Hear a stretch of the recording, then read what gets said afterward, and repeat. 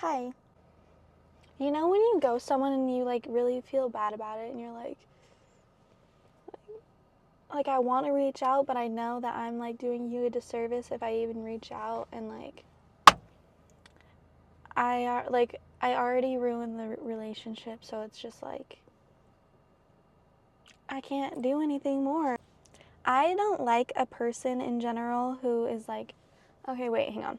You see that car seat in the back? It's because I used to pick this little girl up and drive her to school and then like take her home from school, and I just still have her car seat in my car because I'm lazy. No, really it's because just in case. You never know what I could need that for. But I don't like the kind of people that everything is up for debate with. Like I like have known so many people in my life where it's like I'll say, look how light blue the sky is looking, and they will argue with me about the hue of blue. Or like, you know what I mean? Like there's just been so many people in my life that have just debated everything I say, and it's so exhausting. I hate the friendships and just like relationships in general where you leave there and you just feel so exhausted, or just like faking the funk. Like I'm not the kind of person that'll fake the funk, and I'm not even gonna lie, I've done it, and oh my gosh.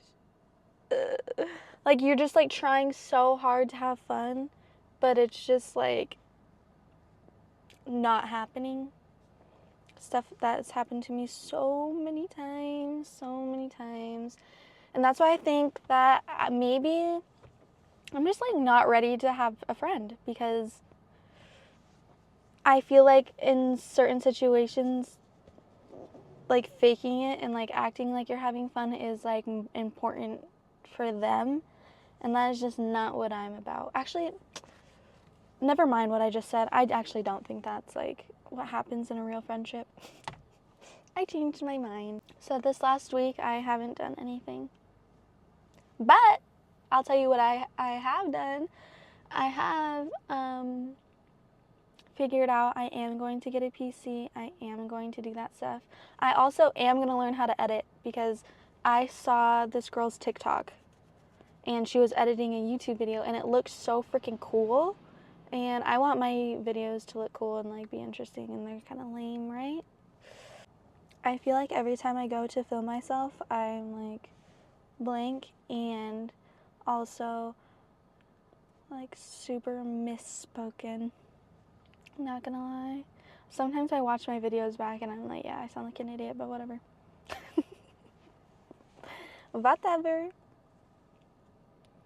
This is the makeup for today. And then my hair doesn't look bad, right? Like, whatever. Not going anywhere. Oh my gosh, I made the best soup in the world last night, and I made so much of it, and I was so happy to see how much I made, because I do not want to just be eating it for one night. I want it every night. Every freaking night. Okay, wait. You know what I actually have been craving? And I do need to tell someone that I've been craving this. Barbacoa. I think. Hang on. I feel like that's what it's called. I'm like almost 100% positive it's called barbacoa. But with ramen. It's so good. I need it. I need it, brother. And I haven't had it in a long, long time. See what I mean? I just like a brain fart. Like brain fart central right there. I can always do this.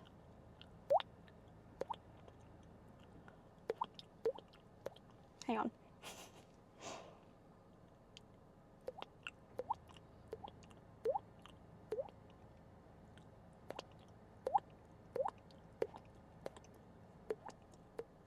Oh, what's hurting? When you really stop hanging out with everyone, it makes you realize so much about like being away from the relationship, or any relationship in general. Just makes you realize like, dang, did you for real mess with me, or was I just like a cool companion for the moment? You know what I mean? And like reevaluating relationships in general when you're not with the person is so odd, because one thing about me is I'm gonna miss my grandma every day.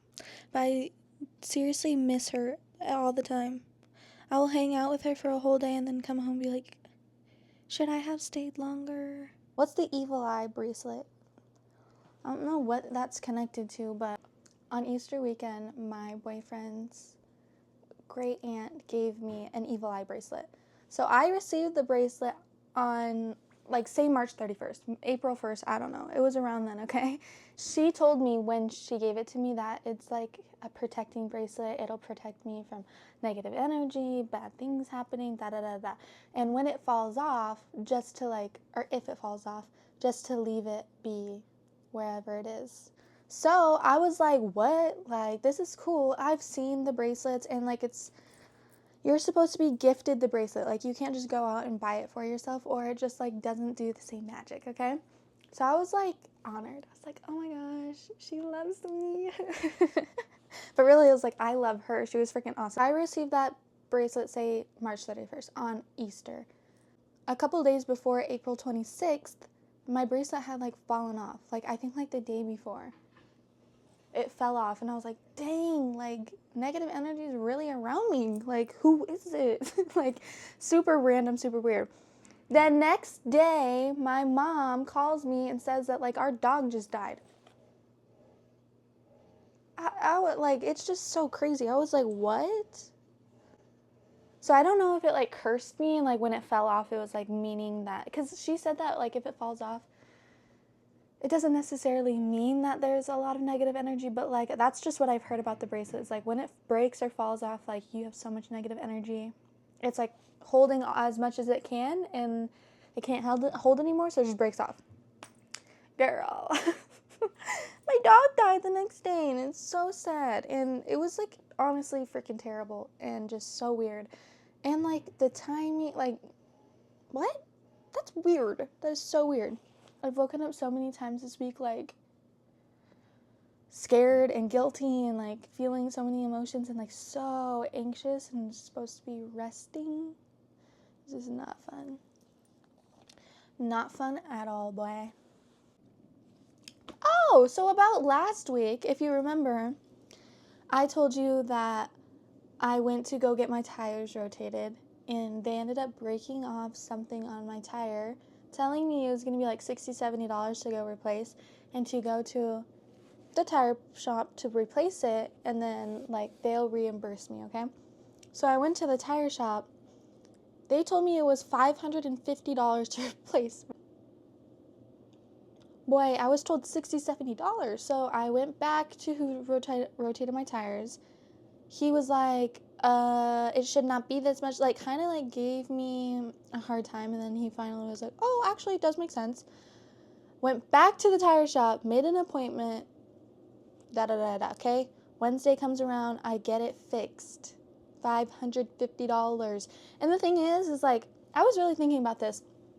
What if I didn't have $550 to fix it?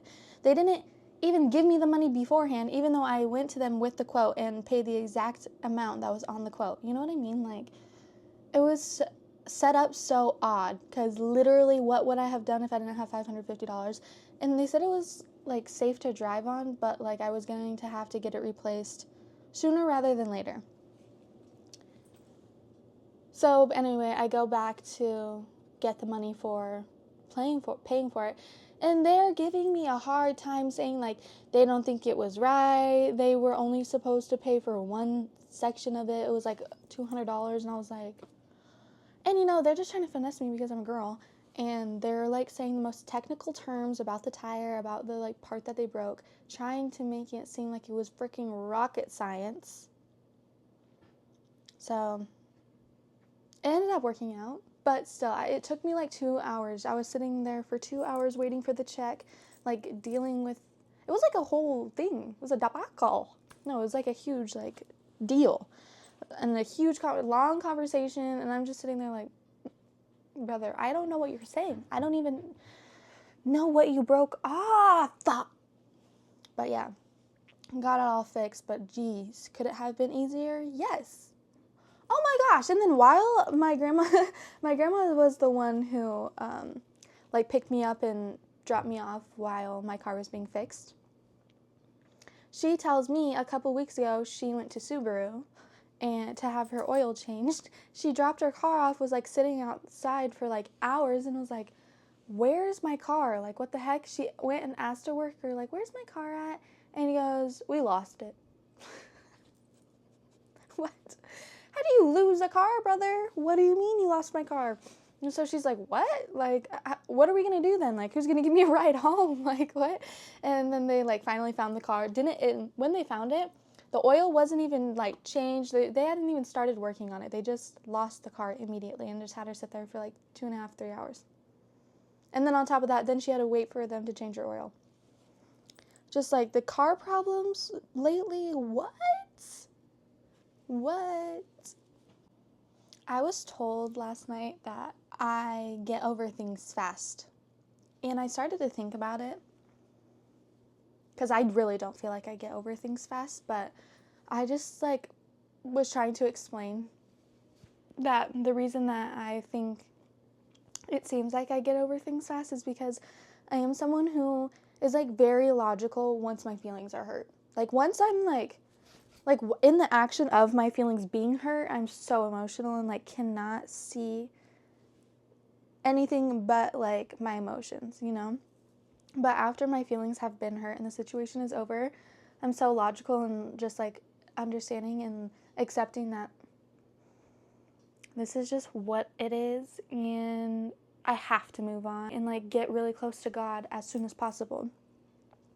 And then it started making me wonder, or, like, think, like, because every single time that I've ever been in a situation where I was, like, extremely heartbroken or hurt in any way, it was a situation where I went into the situation with a bad feeling, knowing that it was not going to serve me well, had a gut feeling like I should not be doing this, and still did it. So I'm logical in the fact that once I did it and once it didn't work out, I thought I was God. And I got humbled real quick. I tried to lay my own path, walk on it, run on it, sprint on it, jump, swim, all that. And it didn't work. So now I have to bow down and be like, I'm sorry. I'm going to listen to you. Obviously talking to God. Also, just, like, if you don't believe in God, to your, like, gut, because, you know, it's your instinct. Your, like, what is it called? Intuition. Your intuition. Like, your intuition kind of always knows, like, dang, this, like, doesn't feel right, or, you know, in a way. So, yeah. It honestly takes a lot to, like, recognize that and to be like, I'm going to only do things that make me feel right. And it's also hard to, like, cut out people that you know are not serving you any justice, not making you happy. Like, if it doesn't grow, it rots, boy. Okay? So once anything starts rotting, cut it out. Please cut it out. Do yourself a favor, even if you're going to be alone. Because what's the, like, big deal in being alone for real? I mean, it can be sad, but, like, what I think about when I'm alone and, like, I'm wanting friends is if I go back to one of my old friends or go back to some of my old ways, it's going to take me longer to get where God is taking me. So I need to just stay on this path, let everything happen the way it's supposed to happen, and stop trying to, like, control everything in my life. I did realize that this year is, like, I could low-key am a control freak. Not a good thing at all. And it really, like, is uncomfortable for me when I am not in control and not able to dictate my path, like, my destiny. It sounds stupid, but seriously, like, happy Saturday. Bye.